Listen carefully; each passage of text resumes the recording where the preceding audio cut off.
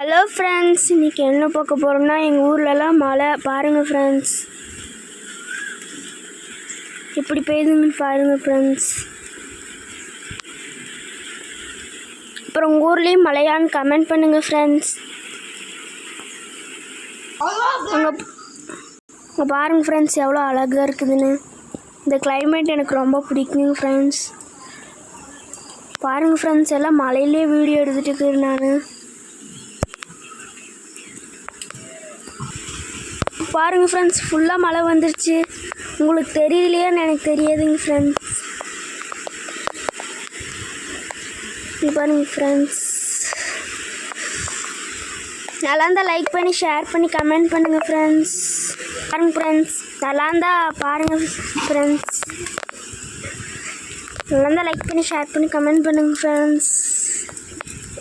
இன்னொரு வாட்டி சொல்கிறேன்,